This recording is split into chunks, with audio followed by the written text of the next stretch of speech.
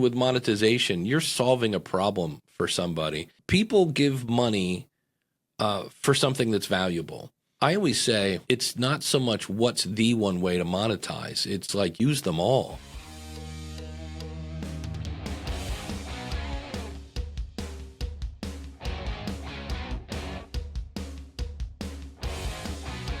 Hi and welcome. This week we are diving into the world of podcasting with an absolute legend in this space. In fact, not just a legend in this space, but a podcast Hall of Famer. You might recognize him from School of Podcasting as the man who literally wrote the book, Profit from Your Podcast, or from the many stages he has graced educating creators to help them find their voice in the world of podcasting. Dave Jackson joins Road to Revenue this week. Let's dive in. Welcome, Dave. Really pleased to have you on the episode. Can't wait to dive in. I have actually realized, though, that this is possibly going to be a podcast about podcasting about podcasting. Wow. So we're 3 layers deep. Welcome. That's it. It's meta.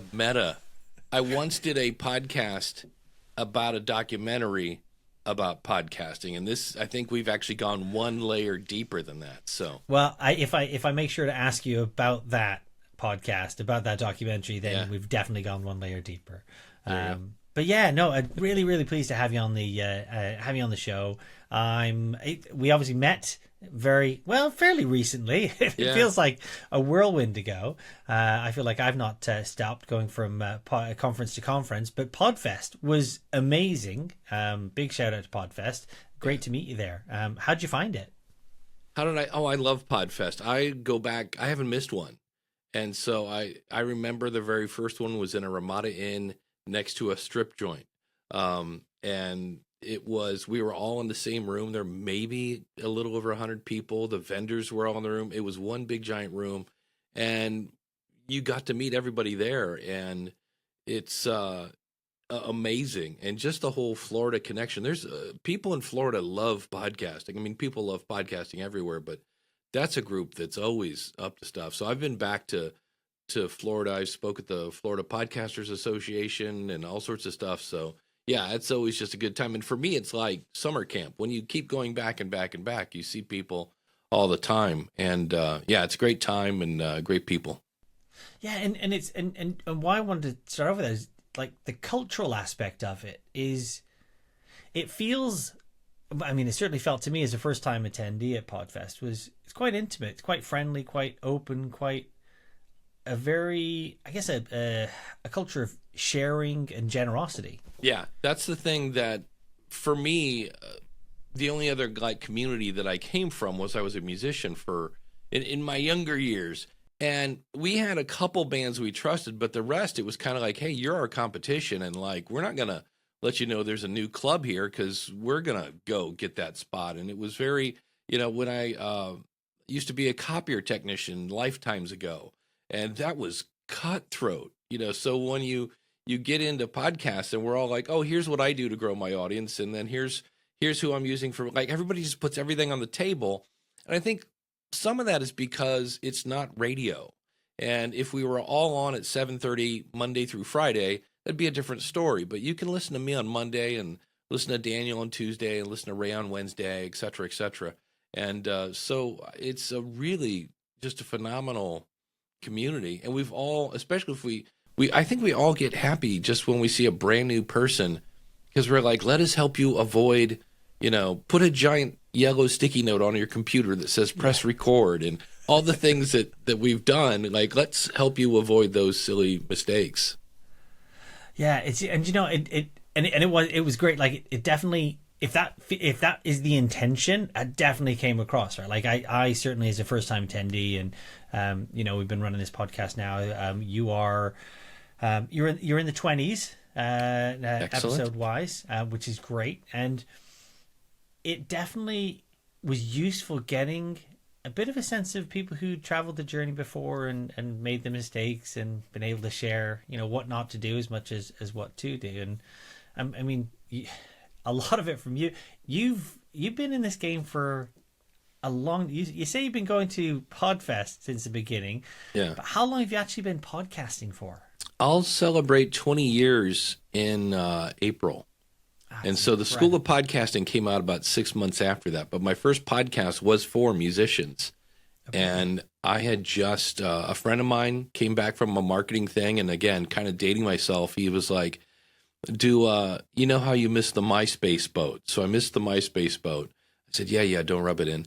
And he's like, this next thing is going to be podcasting. And I remember we were on the phone and I Googled it. And I type in podcasting, I hit search, and there was like 1.5 pages. And I was like, wait, how do you spell that? Is that PAWD? And he's like, no, like an iPod. I'm like, oh, okay. And there just wasn't anything. And when I finally kind of parted my first one together, because there were no fun tools yet, and I just remember I uploaded my MP3, and then I had this other software, and it came down, and I went, oh, wait a minute. This now I get it. And we're not limited by, frequency, and like I can, listen to podcasts from Africa. And it's kind of interesting because if you give a podcast to a teacher, which is basically what I am, I'm like, oh, we can all learn from each other. And if you give a podcast to, a salesperson, oh, we can use this as a marketing tool. So it's always interesting seeing what, you hand somebody this gift of podcasting just to see what they can do. Yeah, it does feel like what there's a saying, right? Like if you've got a hammer, everything's a nail, but it's almost like the opposite, right? It's like it takes whatever it is you're doing, and it's almost discipline agnostic. Yeah, because in theory, right, the base of all good podcasts, it's a host that wants to serve their audience. Because if you don't serve your audience, you don't get one. They go away, and so it takes time, effort, and dedication to figure out what do they want, and then how can I give it to them, and then how can I make it easy to share and see. It's one of those things where it's not like it's simple on paper. You look at it, you're like, oh, figure out who your audience is and give them what they want, and then do that. But it takes a lot of time and effort. And I mean, we're in the 20s now, so you're actually in a great space because a lot of people get to about episode 6 or 7 and they tap out because they're like, well, this is, I've got 28 people and I've got, 34 in my family. I can't even get my cousins to listen. I'm like, well, okay, but, and so and I'm not on Jimmy Fallon, so they tap out. And I'm like, well, it takes a while to grow that audience. So that's why you'll hear a lot of people talk about you really need a ton of passion about your subject. Because when you first start off, it's the first episode, you're plowing through that learning curve, which is never fun. And, you go to look at your stats and you're like, what, I have 18 downloads? You're like, you're kidding me. I spent 10 hours on that thing. And it takes a while, but once there comes a point when, all of a sudden it kind of starts growing on its own, and you keep reminding people, hey, if you know somebody else who likes this show, could you do me a favor and, just tell one person about it?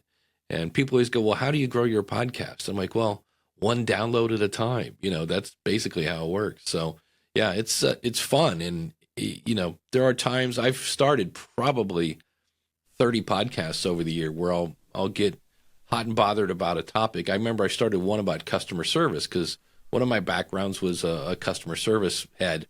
And it dawned on me about 6 episodes in that customer service is my job. And I know a lot about it, but it was not my passion. And I just sounded like a grumpy old man. I was like, I went into this store and they didn't even, and it's me complaining. I'm like, who wants to listen to that? So, but yeah, it's a lot of fun. If you really are passionate about a subject and you like to serve people, for me, it's just a puzzle, right? Ooh, if I do this, will I get more downloads? Will I get more engagement? Ooh, what if I tried this? What if I do this? And that's the other beautiful thing. Aisha Tyler's an actress. She's also a director. She was the voice, one of the voices in Archer, if you've ever seen that weird cartoon. And she had a podcast for years, and she was at Podfest or Podcast Movement, which is another conference. And she said, you know what I love about podcasting? And we're like, what? And she's like, it's mine. She's like, even your home isn't yours. It's the bank until you pay it off. She's like, it's mine. I can do whatever I want. There's no director. There's no board of directors if it was a company. I can do whatever I want. And she obviously could have had a team, edit and do all. No, she did the whole thing herself. And that was kind of why she's like, oh, this is creative and I love it. So it's a really beautiful thing. That's why people always go, you've been doing it 20 years. Do you ever think of quitting? And I'm like, never. It's too much fun.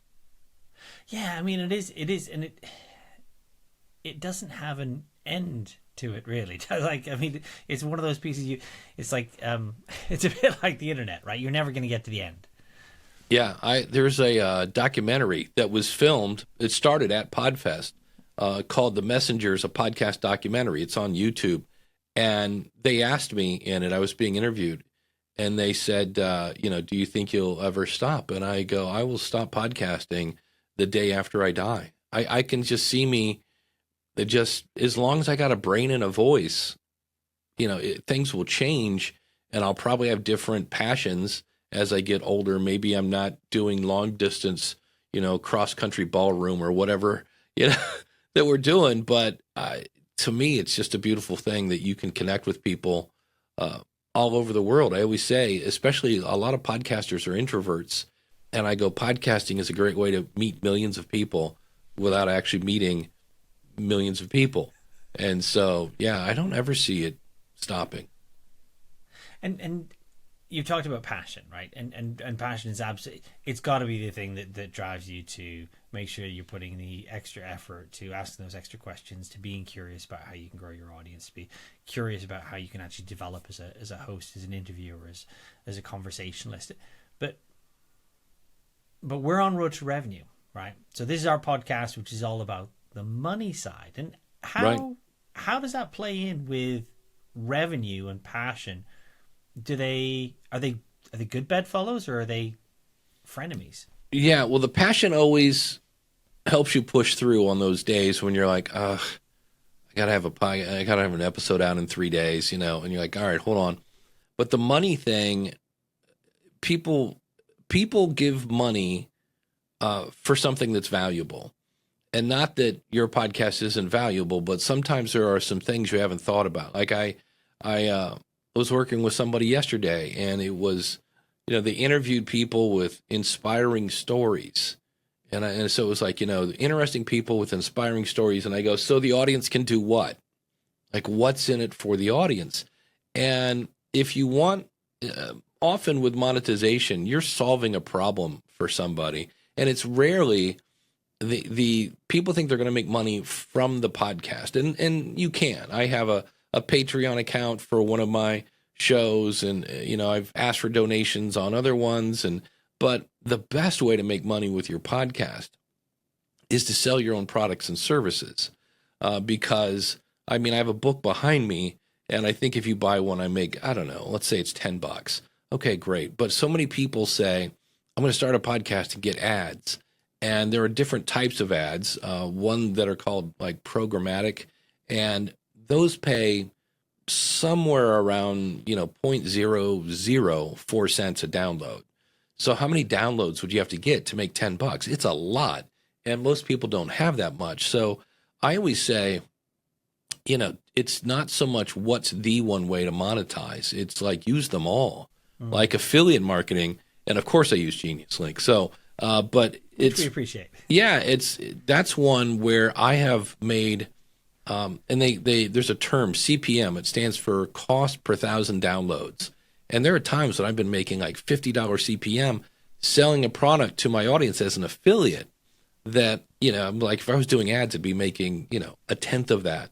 And so it's always whatever they're selling your own stuff, affiliate marketing, crowdfunding, and then there is advertising. There's a type of advertising called host read, where you're like, hey, I want to tell you about a mattress that I slept on last night, or whatever.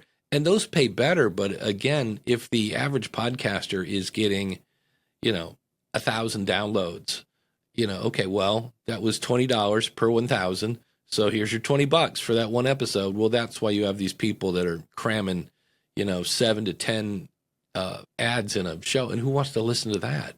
So it's if you have multiple streams of income, then I always laugh. If I were to stand up, I did a weight loss show because I thought, hey, if I announce my weight every week, I'll hold myself accountable, and it kind of worked until it didn't, because I would lose weight, and it turns out it was just right there. I didn't really lose it, and but I started promoting a food tracking app that I found, and everybody knew MyFitnessPal, and I found this one called Chronometer. And every time somebody signed up, I made like, I don't know, $1.20, something ridiculous. But that show had thousands of listeners. And so when you get 3% of your audience, buying, all of a sudden I was like, hey, look, I just made $300. I was like, well, that's kind of cool. And that's just one product. So if you have another one and another one and another one, it starts to add up after a while. Yeah, and that is, I think that's really, really important. Like the not all your eggs in one basket. I mean, probably not the best example to use right now. Yeah, that's right. That's an expensive basket. It is a very expensive basket, but yeah, actually having that diversified revenue means that you're not beholden to any one person, are you? No, and it's kind of weird because there are times when, if things are going on in the world and people are losing their jobs, and all of a sudden my Patreon starts to go down because, but those people then turn around and go, man, I need to make some money.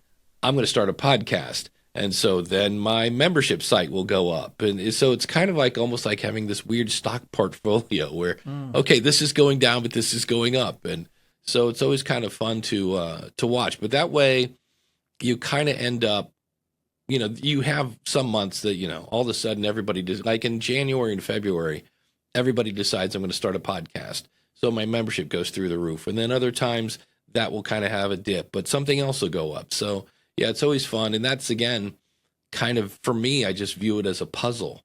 And I'm like, ooh, this is going up and this is staying, like, what's going on? And then you go back and look at your content and what was my marketing doing and how far were people listening and is this resonating with people? And so it's always kind of fun just to see, well, what happens if I try this? Oh, so it's always kind of, for me, that's the part I like. I'm kind of overloaded on the logical side of my brain. So I always kind of, oh, that's interesting. I've never thought of doing that.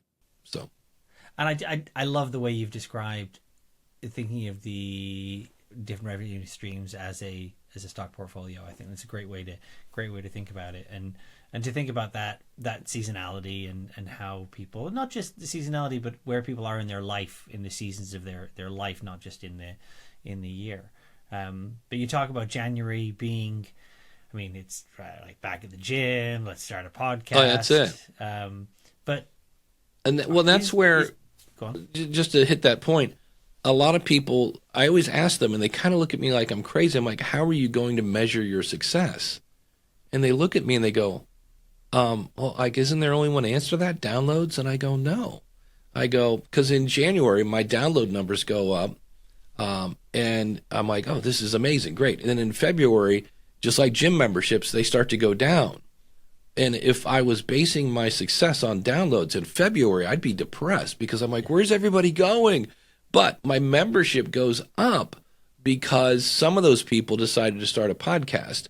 And so my downloads are going down, but my membership is going up. And so that's what I base my success on. And that sometimes I think gets, like, everybody just thinks, well, it's downloads and, that's the only thing you measure. I'm like, no, not really. So it's kind of, that's something I think people need to think of, like, how are you going to measure your success? So, and outside of downloads then, right? So we've got downloads, we've got revenue. What are some of the other benefits of having a podcast and maintaining a podcast? Yeah. How long do we have? We could go. Probably one of the biggest ones is your network.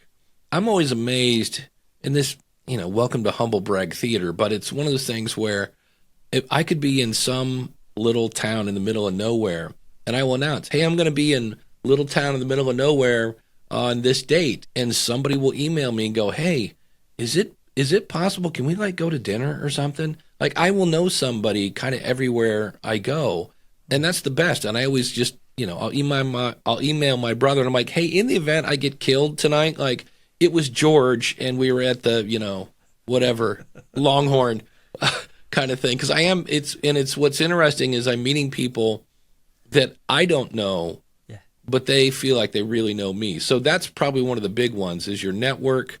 I always say what happens is your podcast leads to relationships. And so your audience gets to know you. Those relationships then lead to opportunities. And the opportunities, like, I can go in my stats. I have a QR code that I put on the screen when I'm doing presentations, and I can see how many people have come to my website from, that, and I have another QR code on a business card. So I can see where when I go to events, I get an uptick. And so there's those relationships, and then you get those different opportunities, and those opportunities then lead to what? More relationships. And then you point them towards the podcast, and now they feel like they know, like, and trust you. And it's just a circle. And so it could be speaking gigs. My job, again, welcome to Humble Brag Theater, but it's such a great example. I don't think I was working at Libsyn yet. I was the head of podcast education there for 8 years, and I was just a guy that was running the School of Podcasting. And at the time, the biggest event was called the New Media Expo. It was blogging, it was video, it was podcasting, and it was this huge thing in Vegas. And the guy that was running the podcast track left. And so the owner of the event called Libsyn. He called Spreaker, which is another media host, and Blueberry, and said, who do you think would be a good person to fill this spot? And they all said Dave Jackson. And so he called me and he said, hey, I'm just going to quit calling people because everybody says to talk to you. And so it's kind of a resume.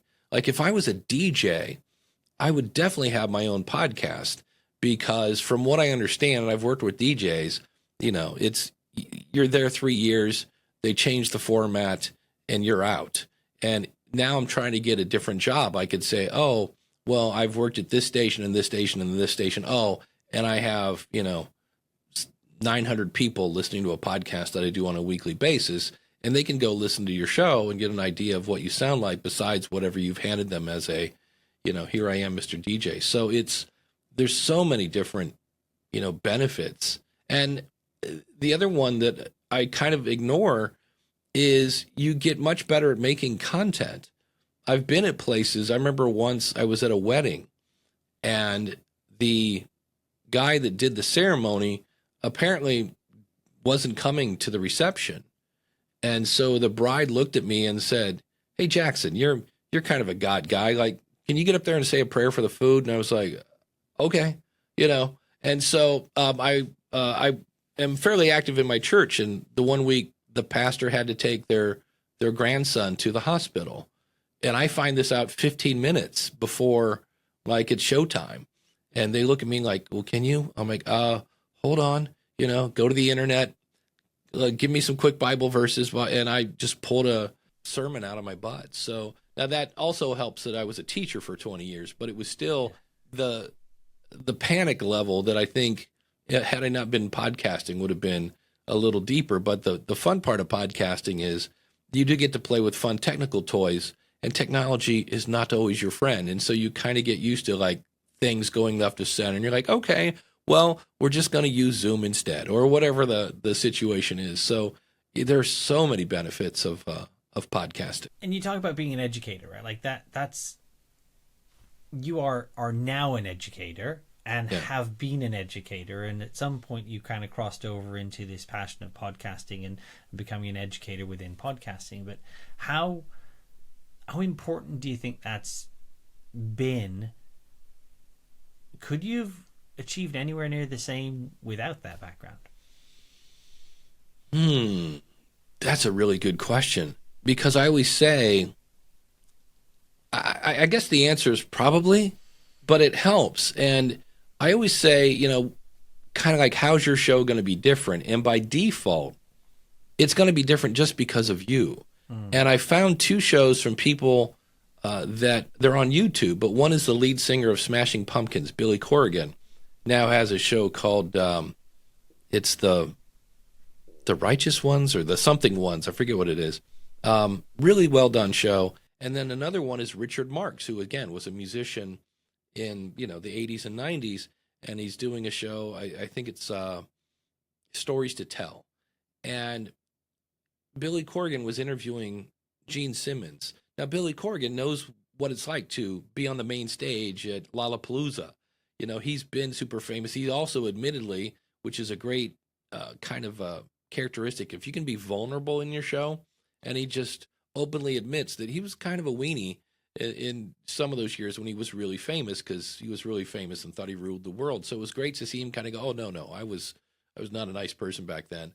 but he was asking questions that were completely different to Gene Simmons. And likewise, Richard Marx was talking to Paul Stanley, another guy from Kiss, and they both ended up talking about therapy and how, because they're both have had to deal with being super famous, and like Paul Stanley now with Kiss now officially retired, like what's it like when you don't go back on the road to have 20,000 people scream your name?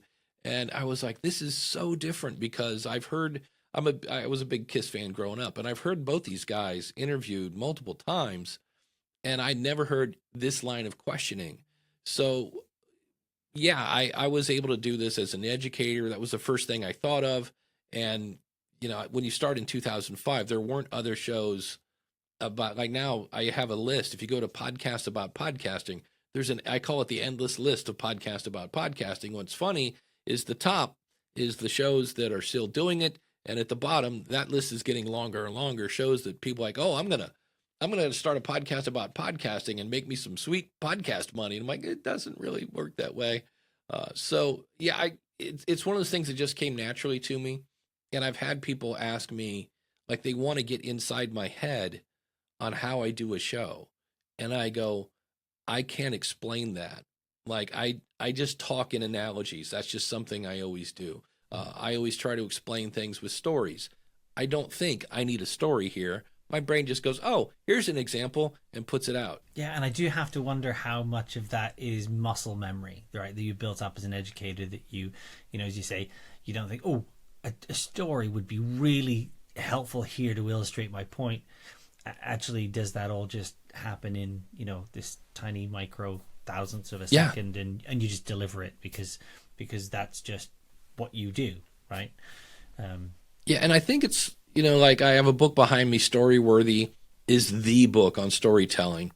And so it's not only do you have a story, but how to tell it, and then how to there's a thing called a brain gap that I do without even knowing that I'm doing it. And that's where you'll be like, oh, today we're going to talk about 4 blah, blah, blah, and wait till you hear about number 3.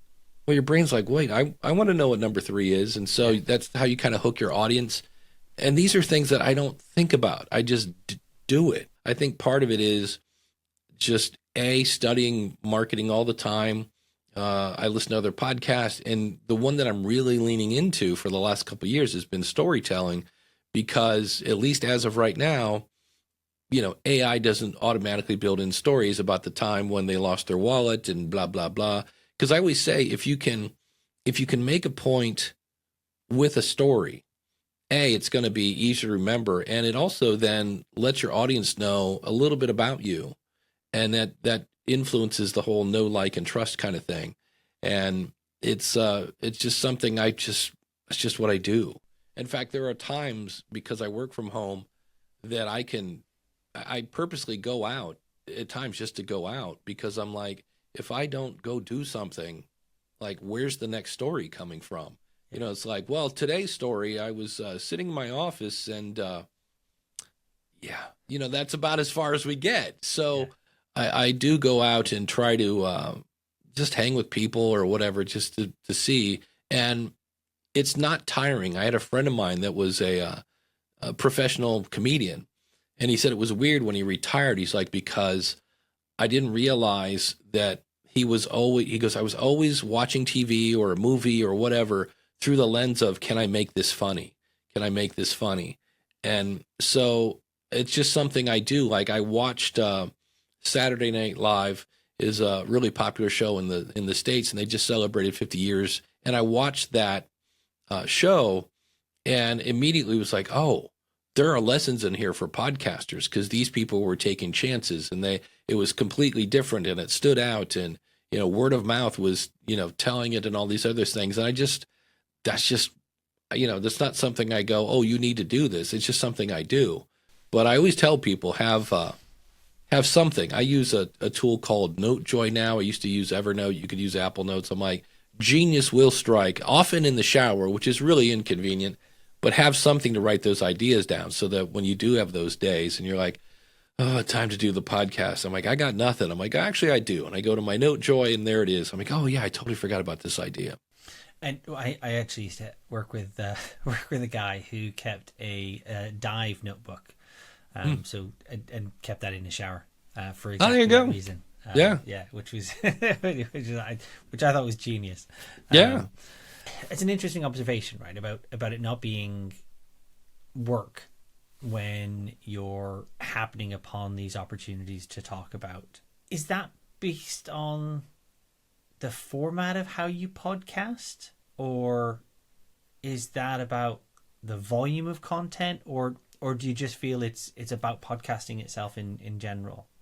One of the things that we hear a lot about is YouTubers and talking about, what actually they press too much, the constant need to produce content, very much like you were saying, your friend, the comedian.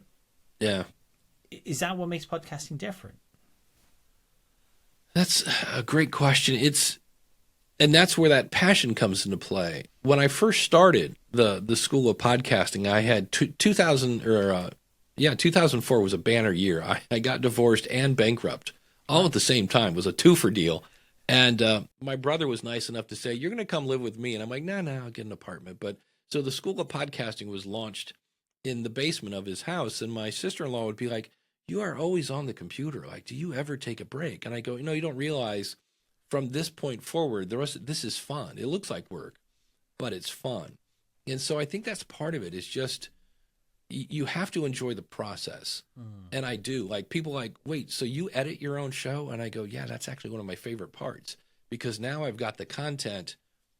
If this was a product, what box are we going to put it in? And how are we going to have a display? Because it's content and delivery. Those are the two ingredients. Because Mm. you can have the world's greatest delivery and sound, so professional.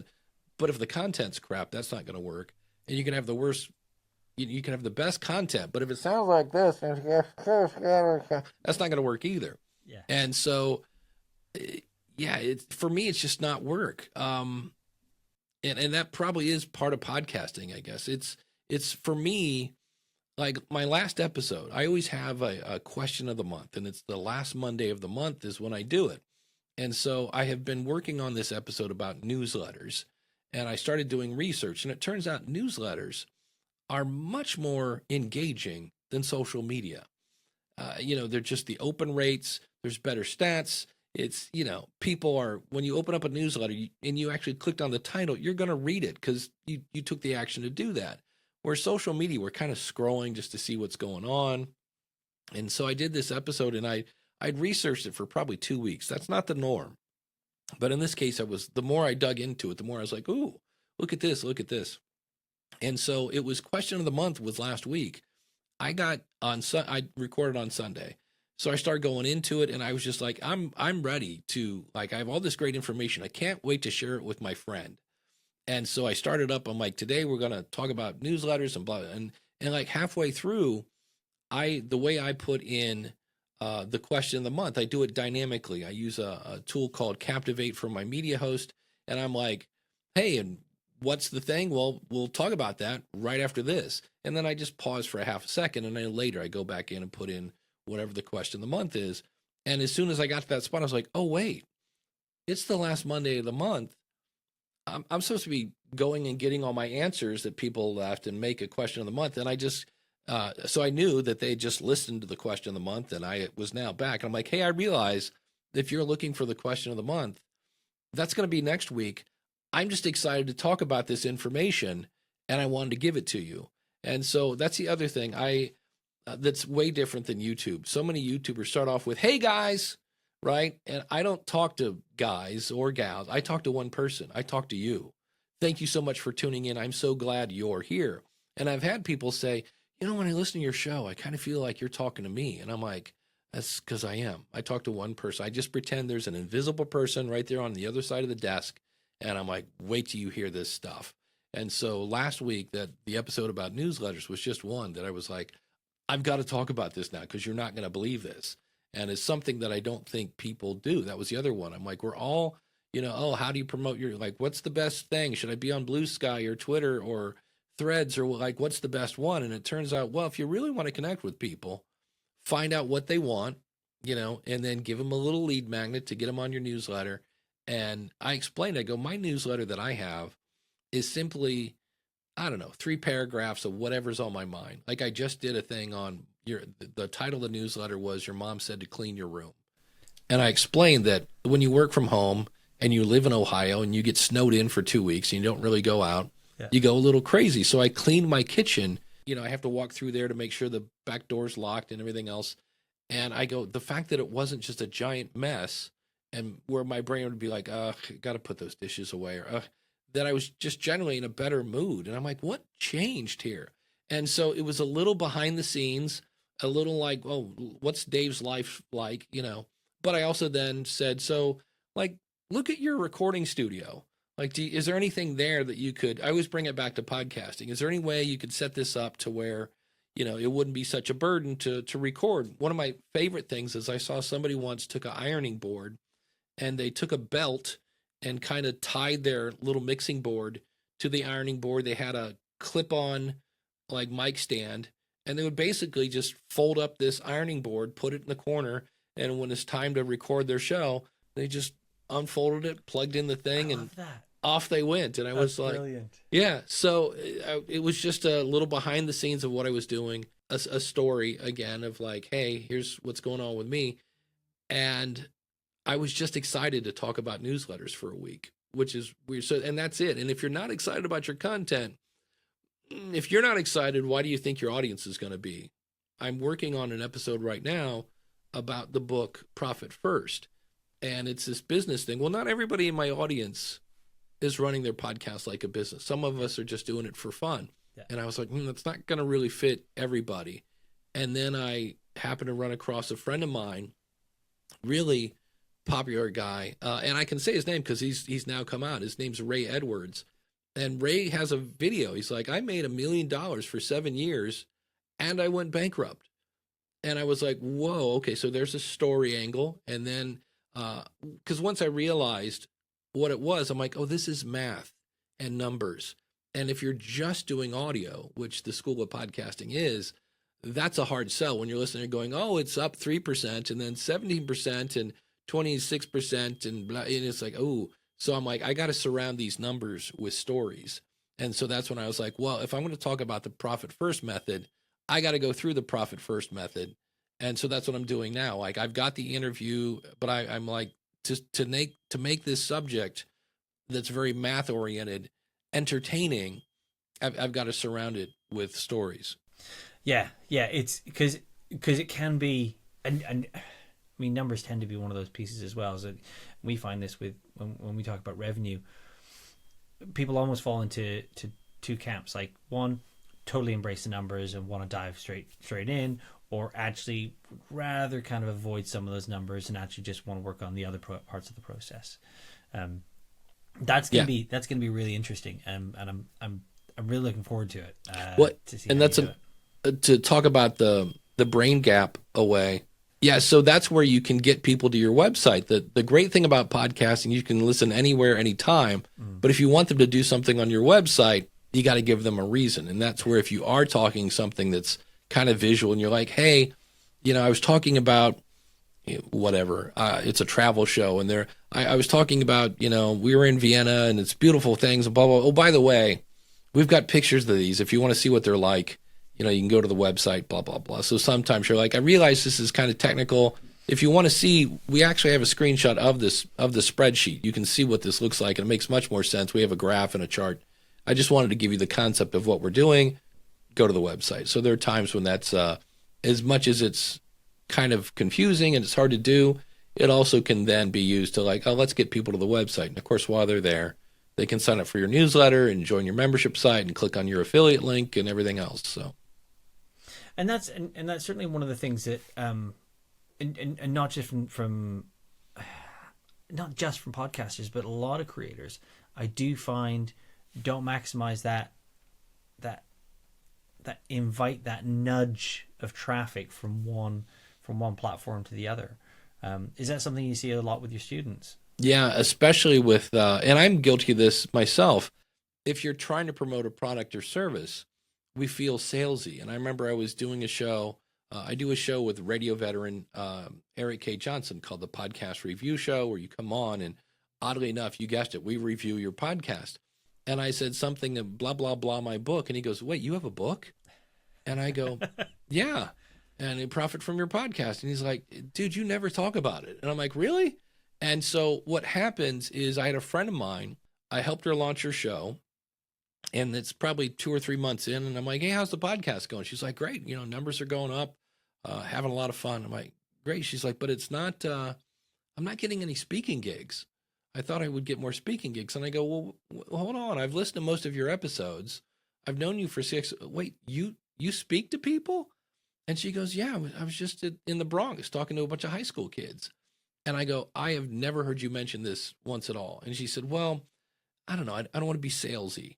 And I get that. And I said, like a used car salesman, right? And she's like, yes. And she's like, in the 70s. I go, even worse. I go, because they're selling you a bucket of bolts. And she goes, yes. And I go, so your podcast is a bucket of bolts?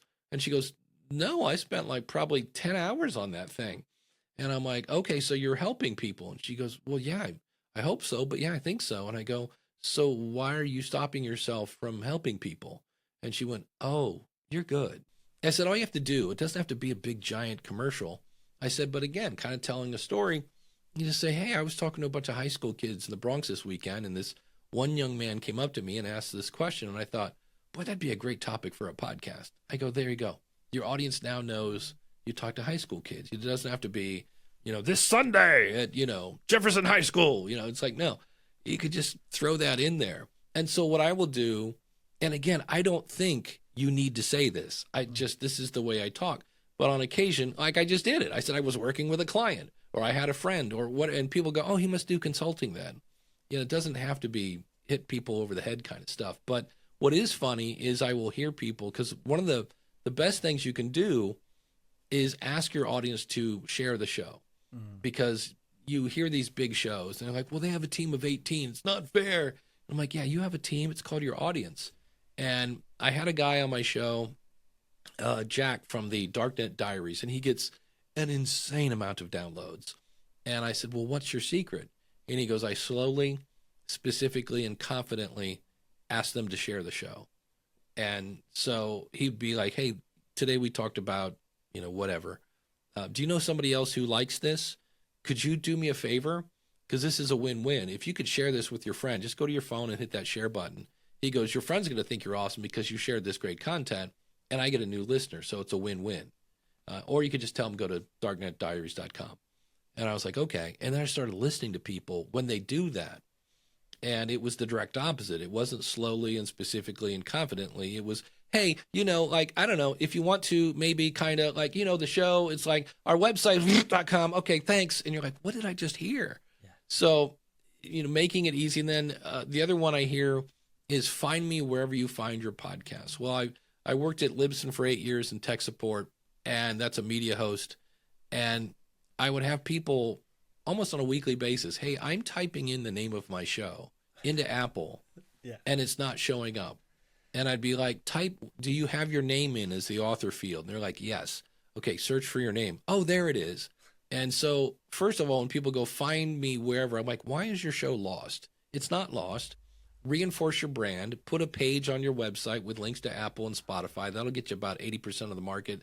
Throw in a little Amazon and iHeart to make it look good.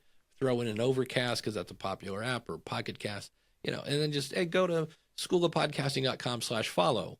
Reinforces your brand, easy to remember, you know, and then people don't have to go find your show. Jacobs Media about 4 years ago had a study, and they said 70% of podcasts are discovered via word of mouth. So make sure the show is good so that when you say, hey, can you share the show? It's sad, but probably 3% if you're really good, 5% if you're amazing, will actually do that. But that's where, how do you grow a podcast? One download at a time, and then they told 2 friends, and they told 2 friends, and they told 2 friends, and, you know, eventually gets its own kind of ball of steam going. But at the beginning, it's brutal. Yeah, and it's and I do have to wonder, like, because we're talking audio, right? But we also have video, and yeah, does that help with discovery? Right? Is that what's driving people? Yeah, I just I'm working on this. I run into it a lot. Is, well, YouTube has discovery, and I always say, well, first of all, I need to put on my curmudgeon hat. YouTube is not a podcast. And people go, yeah, but they say, I'm like, no, radio is not TV and TV is not radio. YouTube is YouTube. And now I have to say with quotation marks, YouTube podcast, because a YouTube podcast goes to YouTube and YouTube Music. An actual video podcast, which has been around since 2005, can go anywhere. You don't have to watch it on YouTube. And so, and I always say, if you want to be on video, by all means, it'd be stupid not to be on YouTube. What I hate to hear is when people say, I have this great idea for a podcast, and they'll tell me, and I'm like, what's stopping you? They're like, I don't want to do video. And I go, you don't have to do video. And they're like, no, everybody says you have to do video. And I go, who is that everyone that is saying you need to do video? Oh, let's look at that a little deeper. Oh, it's YouTube. YouTube is saying you need to do video. And YouTube says that video podcasts, which we used to call YouTubers, are blowing up on YouTube. And I'm like, but that algorithm is a great kingmaker. And it can also, I've seen people, I think it was last year, there were 3 fairly big YouTubers that I watched. And they all 3 said, I can't do it anymore. Like the one guy said, I have a 2-year-old that doesn't recognize me. And he goes, I can't keep feeding the algorithm. It's just too much. And I'm burnt out and I'm done. And so there's that aspect, because I always say it's like having a third podcast. You have your audio version, you have your video version, and then you got to go feed the algorithm. And that's just relentless. But I've also seen, if we just go to Google, right? People, their website's ranked #1, and then they change something, and now you don't. And so I always just tell people, when you go into YouTube, just go in with your eyes open and realize that, where I always say, spend $100 on a microphone and 100 hours getting to know your audience. Now spend another 100 hours getting to know thumbnails and episode titles and all these other things that make you rank. And they've even said now that the algorithm is going to change in the future, which is kind of good, to not feature always the most followed people. Like they're going to look at the algo a little differently, which is good. That should give like the little guy a chance. But that's the thing where, well, what if you're a big guy and you're like, hey, like, where am I? So the algorithm giveth and the algorithm taketh away. So as long as you go in knowing that, so it's interesting. But yeah, it drives me crazy because, again, my job is communication. So when people come to me and they say, hey, I tried to sign up for Podpage, where I'm the head of podcasting now. And because there's a thing, if you go to podpage.com/preview, you just type in your name in a search. And if you're in Apple, your podcast will show up and you're off to the races. Well, if you're just a YouTuber, right? If you're a YouTube podcast, he said in quotation marks, your show's not going to show up. Yeah. And so I'm like, well, and then you have to tell, I had a guy yesterday that was, he knows YouTube. He knows people go, hey, welcome to the podcast. And so why wouldn't he think that YouTube is a podcast? And I had to explain to him, well, technically it's not. And he's like, oh, so it was weird. I had to talk him into audio. Yeah. And I'm like, look, audio outperforms video 10-1 because I can't watch your show in the car or while I'm doing the dishes. Yeah. Audio podcasts are great. James Cridlin from Pod News said that audio podcasts are great for those times when your eyes are busy. And so, you can listen in the car while you're running or whatever. And so, yeah, I thought it was odd that he hadn't even thought of doing audio. And I'm like, well, if you have audio, then you have an RSS feed. And that's where Podpage shines. We pull all the information out of your RSS feed and make a website out of it. And so that's a point where people go, well, you hate video. And I go, no, I hate the fact that YouTube has stolen the word podcast because it makes my job harder. Yeah. And every time I see a report now that says podcasts are blah, blah, blah, and the #1 place to consume podcasts is YouTube. And I'm like, hold on, let's dig into this, So it just makes it kind of sticky and icky. Yeah, and it is, and as you said, the know, like, and trust factor is very, very different from a audio and a video perspective. And oh yeah, I know I tend to think of, so, and we've all seen like world leaders, and I won't go into any specifics for fear of polarizing the audience, but we've all seen world leaders go out and have walks with other world leaders, and and as I understand, and I can't remember who discovered it, but the psychology is that if you walk together, you think together, and you think in the same direction, so you're more likely to get on and agree and find compromises. And I have to think that with audio podcasting, that's more akin to the walking together, because you're inviting whoever's podcast you're listening to into your life to do your life with you as you do it. Yeah, absolutely. I remember I was building a desk. I'd moved to an office, and I had this desk, and if you've been there, you know what I'm talking about. Slot A into tab C, and the directions are horrible. And again, I'm going through a learning curve of how to build this desk, and I'm getting frustrated. I'm ready to throw things out the window. And I remember, like, wait a minute, hold on. Grab my phone, powered up a Bluetooth speaker, and put on podcasts. And now I wasn't alone. Now I had my buddy Brian in my ear. He was making me laugh, and I completely chilled out and get it through. So yeah, absolutely. It's they say there's an epidemic of loneliness, and I think one of the things that can kind of help that to a certain extent maybe is podcasting, because there's one of the things that really resonates with people is you have these what would appear to be a fringe podcast, and a lot of these are diseases. I know there's one, and it's a really long name, and it ends in spondylitis, and it's this just horrible disease where you're in pain 24/7, and it has to do with your back and your spine. And those people call themselves spondies because it's blah, blah, blah, spondylitis. And I have a friend of mine that does a show like that. And he says, you're in agony all the time. And he said, just hearing that you're not the only one going through it, he goes, is huge to people. Or Haley Radke does a show called Adoptees On, and it's all about what it's like to be adopted. And she said, there are people that spend years trying to track down their biological parents. And she goes, and then they will find them. And this hurts just to say out loud. They will find their biological parents and then get rejected again. And she goes, the only people that know what that's like are people who've gone through it. And so now I'm not alone. So it's one of those things where it does. And it's always kind of fun when I do meet people that listen to the show, because they do kind of know me, and I have, this is the first time I've ever met them. And so I remember I live in Akron, Ohio, and I always say, look, if you're anywhere near Akron, email me, and I will buy you Luigi's Pizza, because it's the best pizza in Akron, Ohio.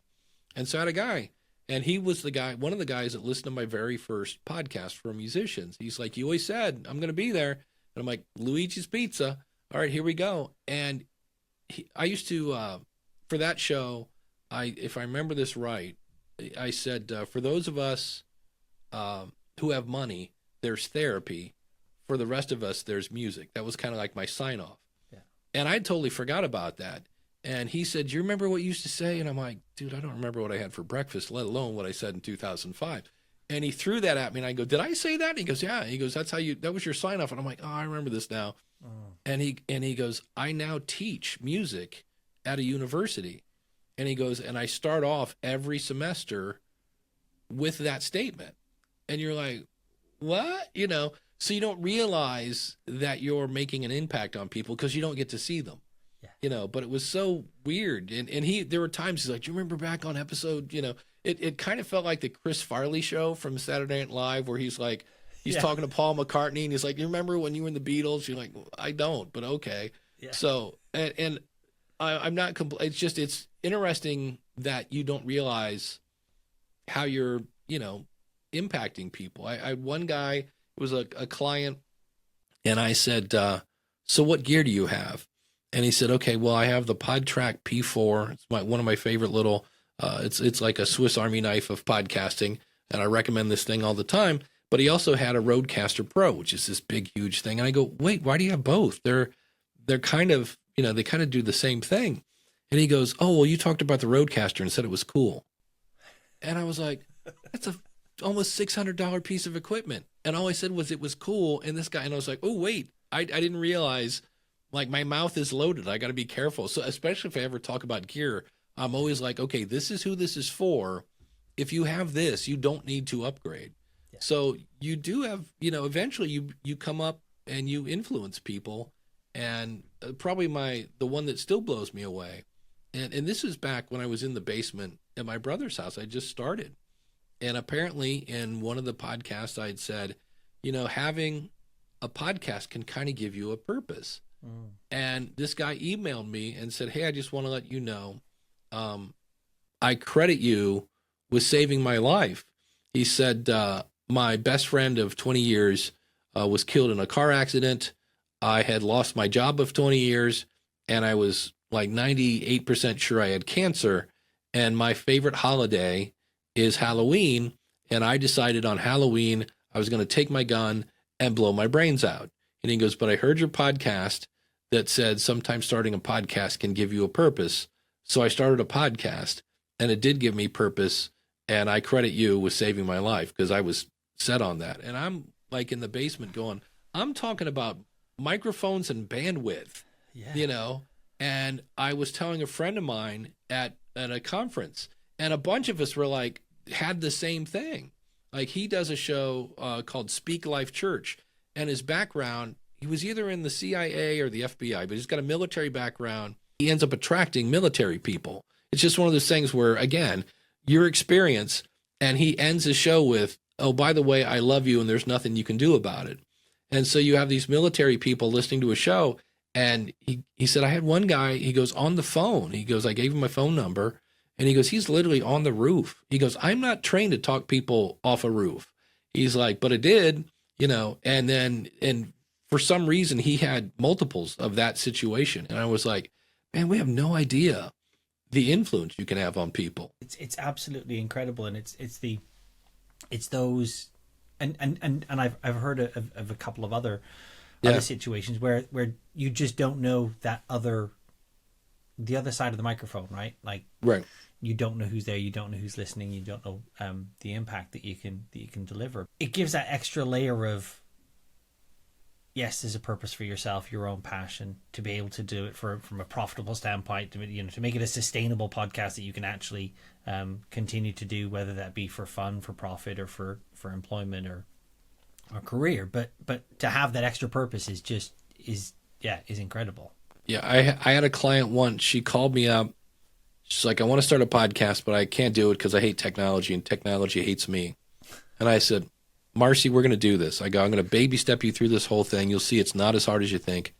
And she's like, but I'm like, hey, have you ever been in the car and your jam comes on? And she's like, yeah. And I go, so you crank it up, right? She goes, oh, absolutely. If it's too loud, you're too old. And I'm like, great. And I go, then the phone rings.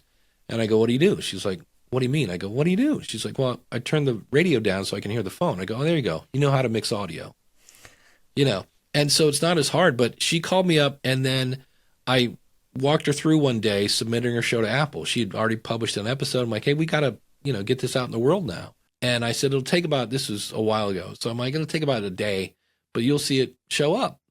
And she called me the next day crying. And she's like, I'm like, Marcy, what's wrong? I thought somebody died or something. She's like, I'm in iTunes.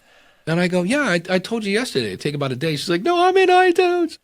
And I said, yeah, okay. She's like, no, you don't understand. She's like, I called you. I said I couldn't do this.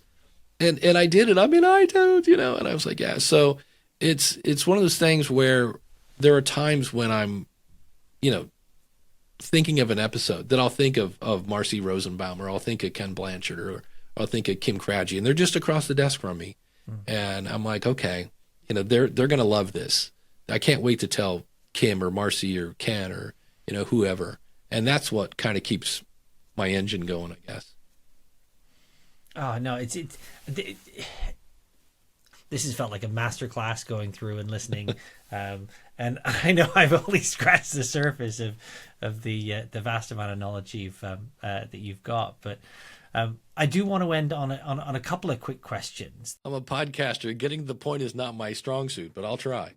Well, do you know what? I'm not going to push you down a lightning round route today. But what I will ask is, just if someone's thinking about the podcast from a revenue perspective, what's the most important factor that you think that they need to be considering when they're podcasting but thinking about the revenue? What's important?